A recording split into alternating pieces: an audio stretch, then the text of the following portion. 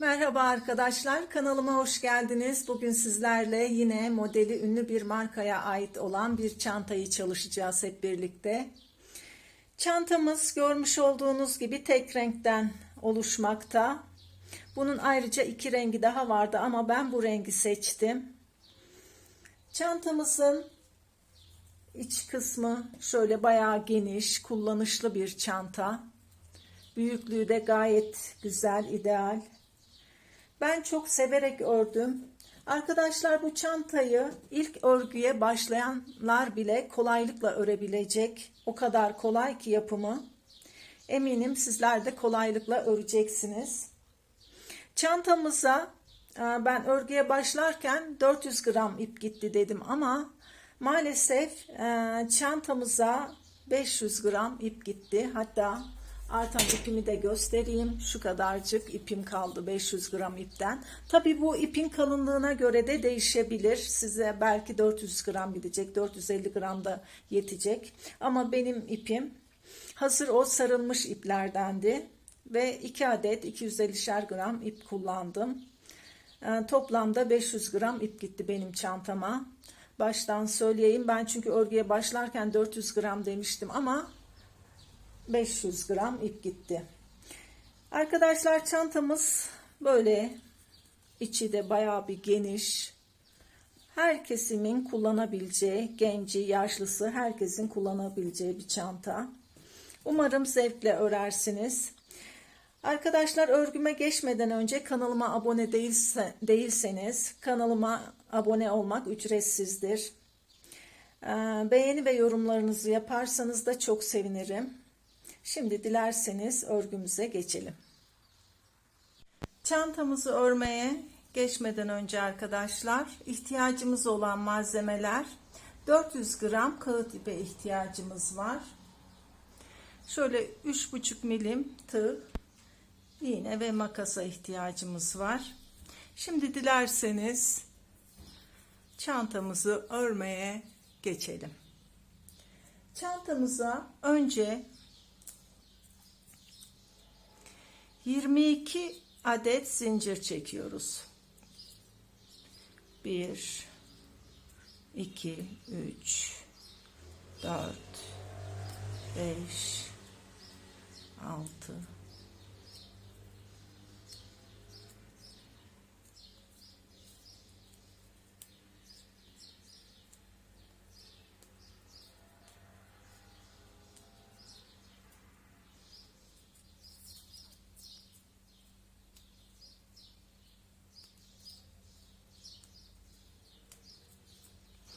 Evet, 22 adet zincirimizi çektik.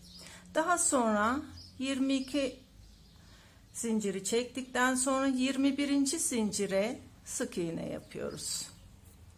Yanındakine sık iğne. Yapmış olduğumuz zincirlerin üzerine birer adet sık iğne örüyoruz.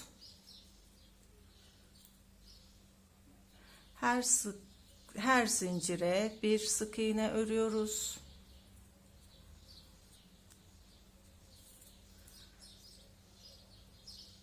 Sıra sonuna kadar bu şekilde örmeye devam ediyoruz. Her zincire bir sık iğne.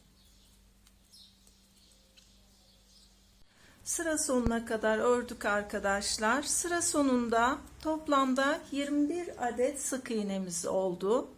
Şimdi sıra sonunda bir zincir çekiyoruz ve bir zincir çektikten sonra hemen yanındaki bakın şu ilmeğe tekrar bir sık iğne örüyoruz.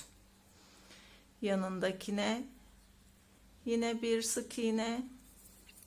Bir alt sırada örmüş olduğumuz sık iğnelerin tepelerine birer tane sık iğne örüyoruz.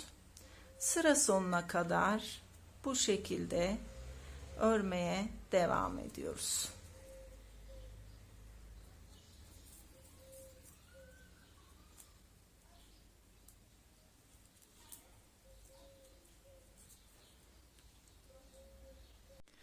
Sıra sonunda son sık iğnemizde yaptıktan sonra tekrar bir zincir çekip aynı işlemi bu sırada da devam ediyoruz. Her sık iğnenin tepesine bir sık iğne örüyoruz. Bu şekilde tam burada düğüm gelmiş arkadaşlar. Bu şekilde toplamda 54 sıra olana kadar örüyoruz. Dikkat etmemiz gereken tek şey sayıların çift olması. Yani 54 sıra öreceğim dedim ya, siz 52 sırada örebilirsiniz, 54 sırada, 56 sırada örebilirsiniz. Önemli olan sayıların çift olması, sıranın çift olması. Evet, 54 sıra ördük arkadaşlar. 54 sıra ördükten sonra bu çantamızın alt kısmı, alt derken taban kısmı değil. 54 sıra ördükten sonra 1, 2, 3, 4. 4 zincir çekiyoruz. Hemen yanındaki değil, onun yanındaki boşluğun tepesine batarak ikili trabzan yapıyoruz. Bir zincir çekiyoruz. İkili trabzan yaptığımız yer değil, onun yanı değil, onun yanına, yanındaki boşluğa ikili trabzan yapıyoruz. Bir zincir çekiyoruz. Bir boşluk bırakıp ikinci boşluğa ikili trabzan yapıyoruz. Bir zincir çekiyoruz. Yanındaki boşluğa değil, onun yanındakine ikili trabzan yapıyoruz. Bu şekilde sıra sonuna kadar bir zincir çekip bir boşluk atlayıp ikinci boşluğa ikinci trabzan yaparak sıra sonuna kadar örüyoruz. Evet, sıra sonuna geldik arkadaşlar. Son trabzanımızı da yapıyoruz burada. Bu şekilde 1, 2, 3, 4, 5, 6, 7, 8, 9, 10, 11, 12, 13, 14, 15, 16, 17, 18, 19, 20, 21, 22, 23, 24, 25, 26, 20. 27 tane böyle kutucuğumuz oldu. Şimdi sıra sonunda tekrar 4 zincir çekiyoruz. 4 zincir çektikten sonra başını dolayıp tekrar yapmış olduğumuz trabzanların tepesine tığımızı batarak ikili trabzan yapıyoruz. Bir zincir çekiyoruz.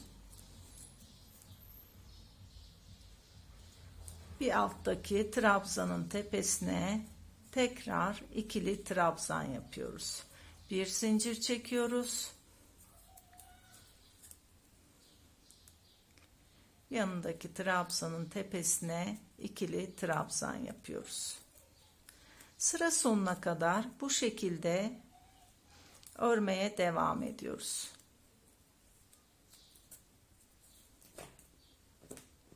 Sıra sonuna geldiğimizde tekrar 4 zincir çekip geri dönüyoruz ve aralara bir zincir çekerek yine aynı şekilde örmeye devam ediyoruz. Toplamda 16 sıra trabzan örüyoruz arkadaşlar. Ben daha önce bir parçasını örmüştüm. Dilerseniz onu göstereyim. Şu şekilde. Toplamda 16 sıra 1, 2, 3, 4, 5, 6, 7, 8, 9, 10, 11, 12, 13, 14, 15, 16. 16 sıra örüyoruz arkadaşlar. 16 sıra ördükten sonra siz de diğer parçanızı örün. Ondan sonra tekrar görüşelim. Evet arkadaşlar, çantamızın ön ve arka kısmını ördük. Görmüş olduğunuz gibi iki parçamızı da ördük. Hatta ben son ördüğümü ipini koparmadım. Şimdi bu çantamızın şu kenarına geçecek parçasını öreceğiz. Uzunca bir parça. Bunun için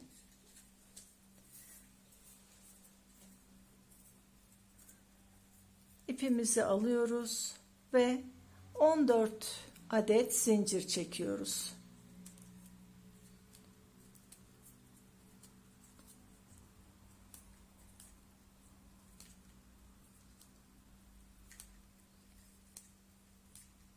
...14 adet zincirimizi çektik ve 13. zincirimize sık iğne yapıyoruz. Yanındakine yine sık iğne, yanındakine sık iğne. Şurada yapmış olduğumuz, çantamızın şu alt kısmında yapmış olduğumuz olayın aynısı. Bunda sadece 14 zincir çekip 13 tane sık iğne yapacağız.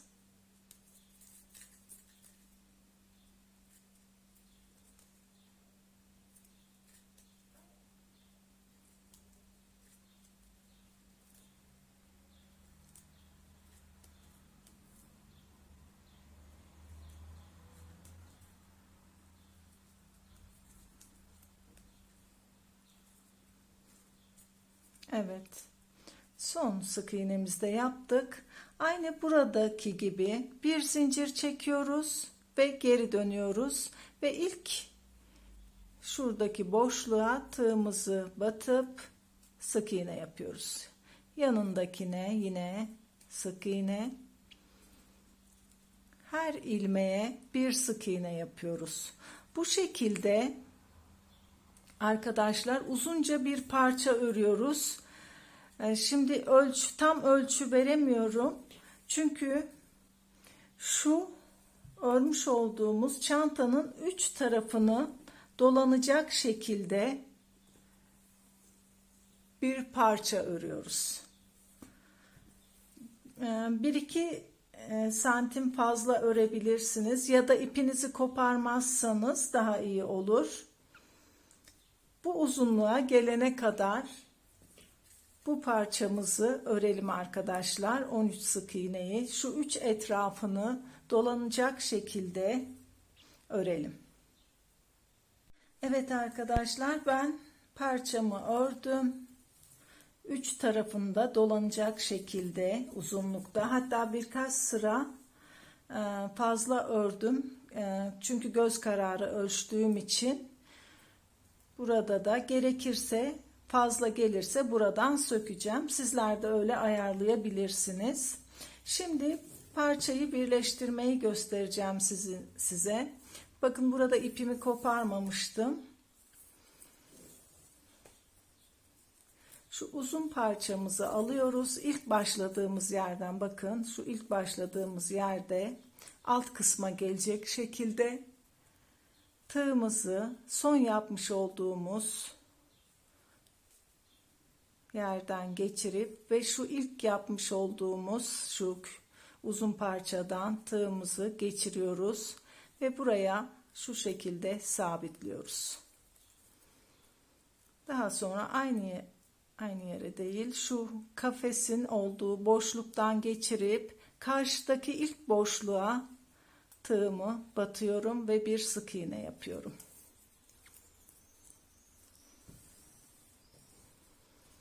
Daha sonra bakın burada trabzan vardı. Trabzanın tepesine gelen yere tığımızı geçirip arkadaki ilk boşluğa tığımızı geçirip sık iğne yapıyoruz.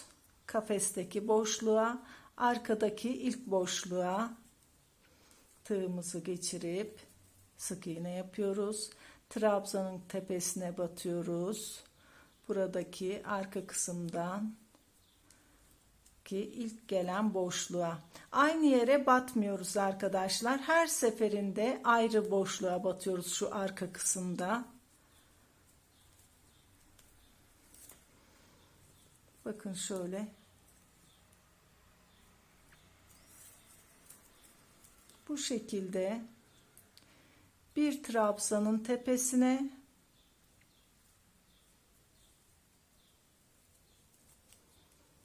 bir kafesteki boşluktan ve arkadaki ilk boşluğa sırasıyla sık iğnelerimizi örüyoruz.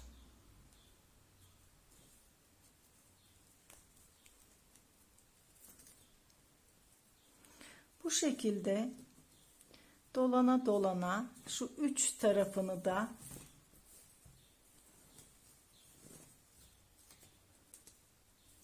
örerek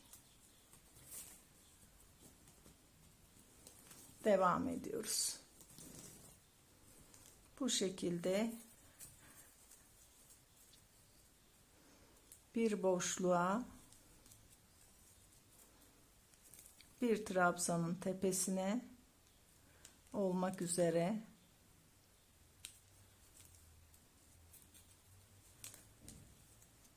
çantamızın üç tarafını da bu şekilde örüyoruz arkadaşlar. Evet, çantamızın bir tarafını şöyle birleştirdik. Gördüğünüz gibi.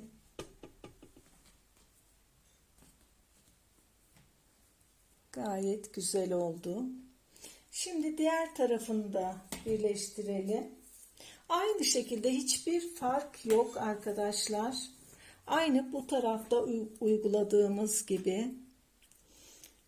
Önce bir zincir çekiyorum. Daha sonra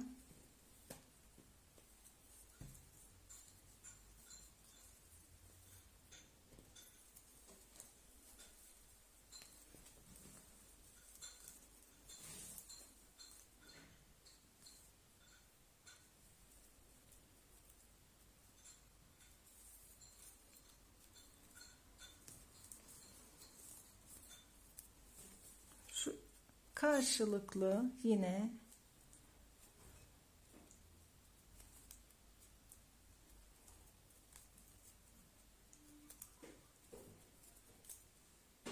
hatta zincir çekmeden yapacağım.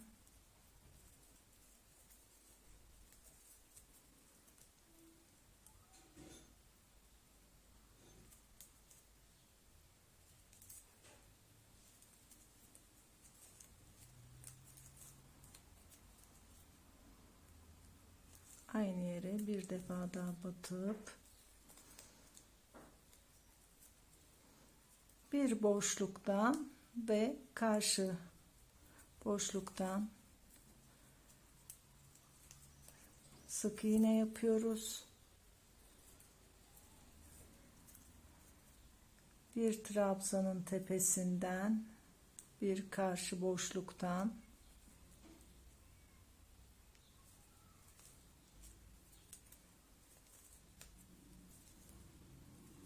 bir kutucuktan şöyle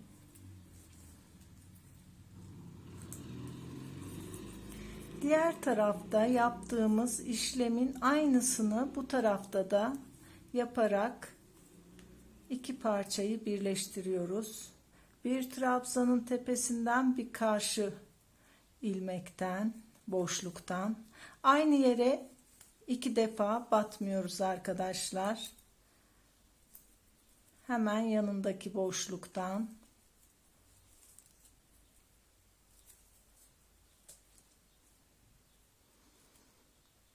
bir trabzanın tepesinden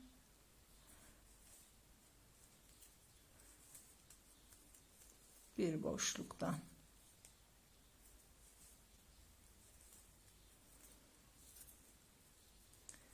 bu şekilde bakın üç kenarını da birleştirelim. Daha sonra çantamızın sapını da gösterip ondan sonra çantamızı bitirelim. Evet, çantamızın birleştirme kısmı bitti. Görmüş olduğunuz gibi.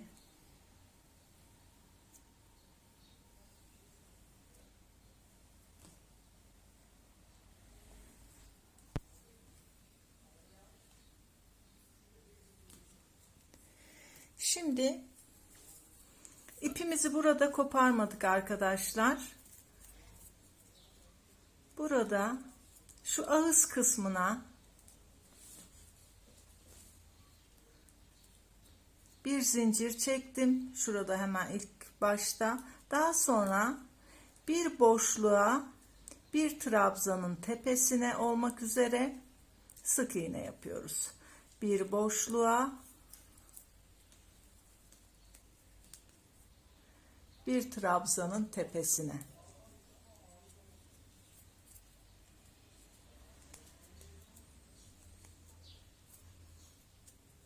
Bir boşluğa bir trabzanın tepesine.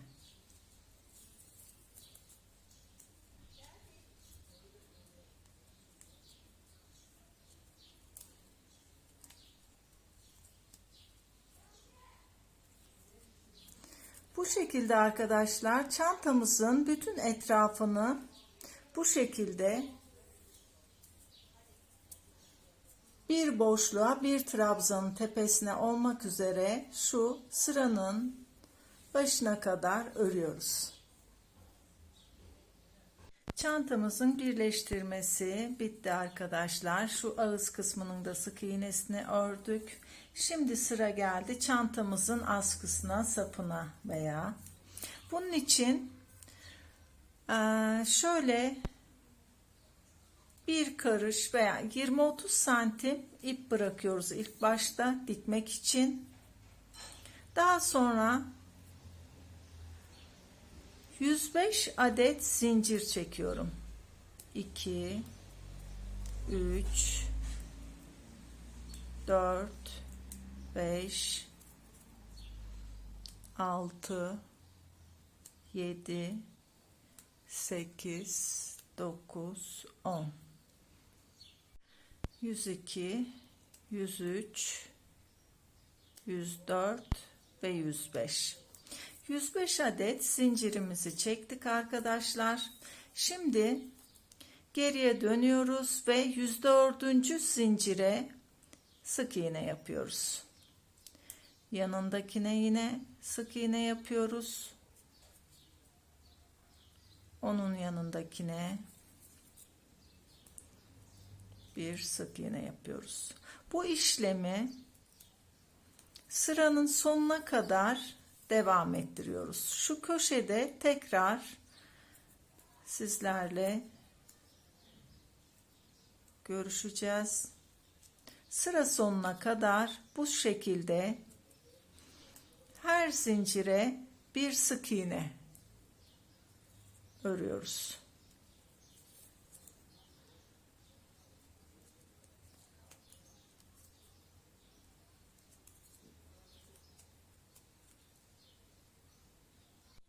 Evet arkadaşlar, sıra sonuna geldik. Burada son ilmeğe bakın. 4 adet sık iğne yapıyoruz. Aynı ilmeğe. 2 3 ve 4. 4 tane sık iğne yaptıktan sonra sık iğne yapmış olduğumuz yerlerin karşısına yine sık iğne örüyoruz.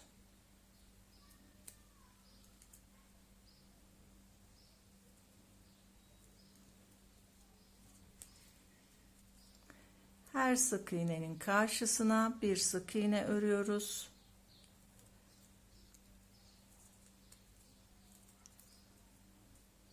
Şu şekilde göstereyim. Şu son ilmeğimize 4 adet sık iğne yaptık. Daha sonra karşılıklı sık iğnelerin karşısına yine sık iğne ile geri dönüyoruz. Sıra sonuna kadar aynı işlemi tekrar ediyoruz. Her sık iğnenin karşısına bir sık iğne örüyoruz.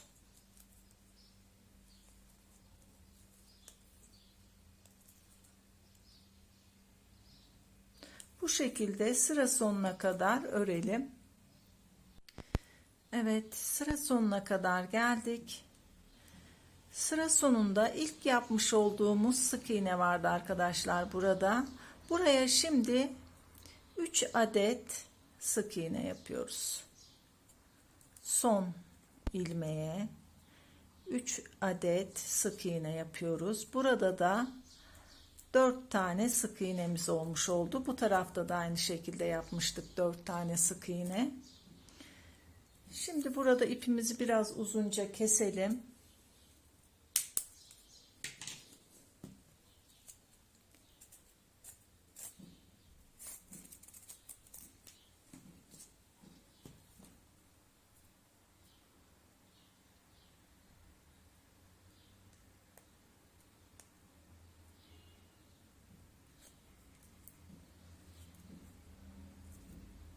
Şurada ilk yapmış olduğumuz sık iğne ile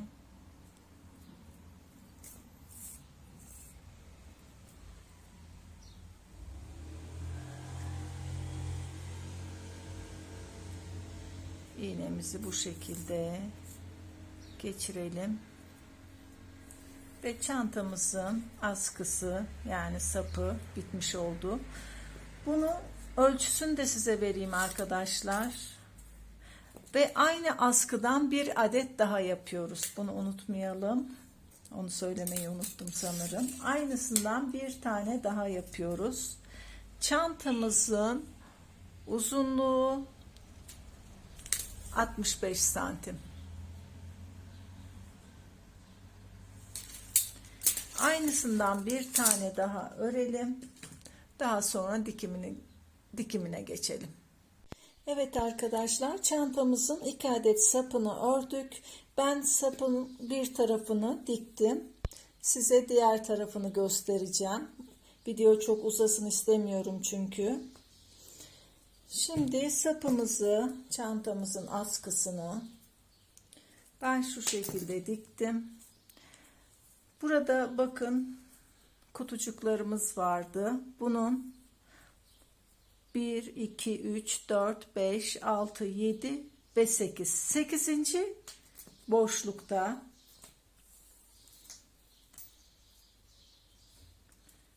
şu şekilde sapımızı yerleştiriyorum, koyuyorum. Tam şu uç kısımdan dikmek istemedim. Daha sağlıklı bir dikiş olsun diye. Şunu da şuraya getireyim, ondan sonra göstereyim.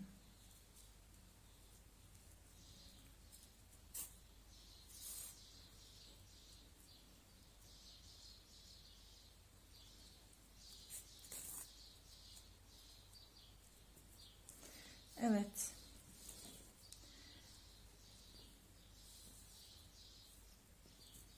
Şu yön yüzü şu 8. kutucuğa 1, 2, 3, 4, 5, 6, 7, 8. 8. kutucuğa yerleştiriyoruz. Daha sonra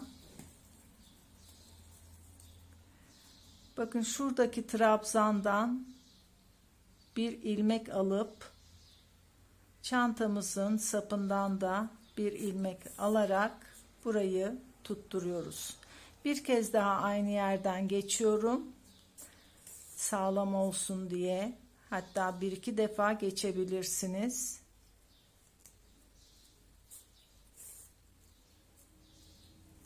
Daha sonra diğer trabzanın olduğu yerden iğnemizi geçiriyorum.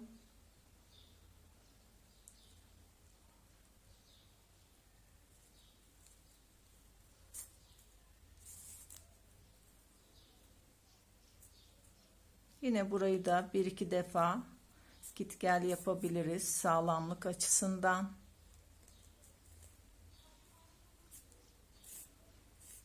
Çünkü kağıt ip biliyorsunuz biraz narin bir ip. Diğer ipler gibi değil. Daha sonra bir üst kısma geçip bakın şu bitiş noktamız vardı. Sık iğne yapmıştık. Oraya geçiyorum iğnemle. Burada da bir alttan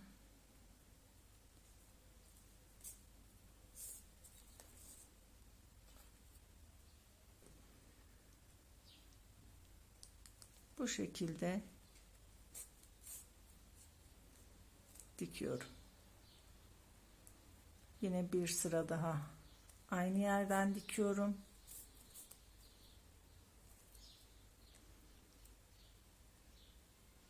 Çift dikiş yapıyorum yani.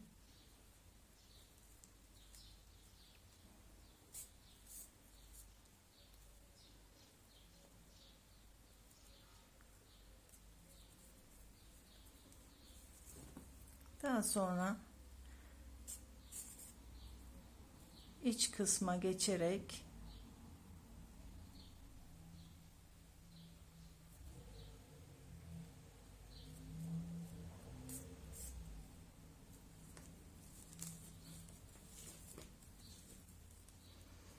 iğnemi şu sık iğnelerden geçiriyorum. İyice pekiştirdikten sonra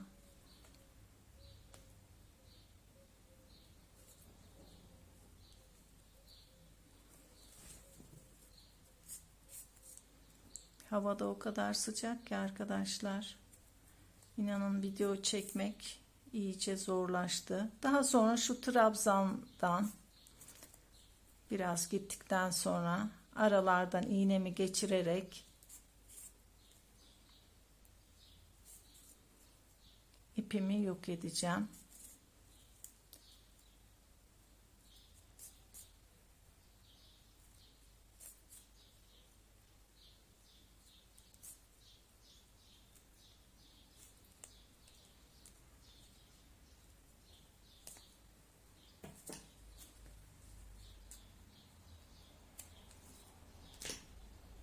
Evet. Çantamızın sapının dikimi de bitti arkadaşlar. Ben size şimdi çantamın ölçülerini de vermek istiyorum.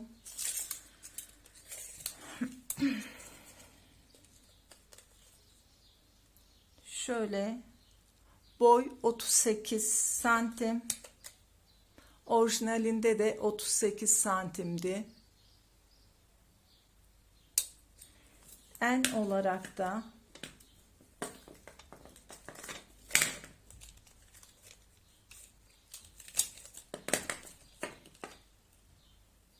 tam 35 santim. Orijinalinde de yine 35 santimdi.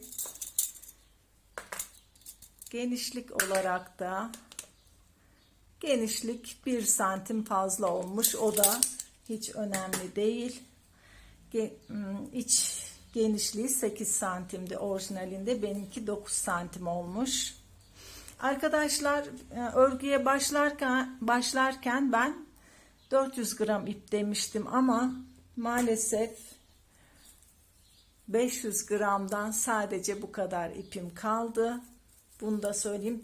Videomun başında tekrar size söyleyeceğim 500 gram ip gittiğini. 400 gram demiştim. Ben 250 gramlık iplerden almıştım. Ondan 2 adet almıştım ve bu kadar ipim arttı. Videonun başında yine söyleyeceğim bunu. Evet arkadaşlar, bir örgümüzün daha sonuna geldik. Umarım beğenmişsinizdir. Beğendiyseniz beğenme tuşuna basmayı unutmayın. Kanalıma abone olursanız çok sevinirim. Ücretsizdir. Yorumlarınızı bekliyorum. Diğer örgülerimde görüşmek üzere. Kendinize çok iyi bakın. Sağlıcakla kalın.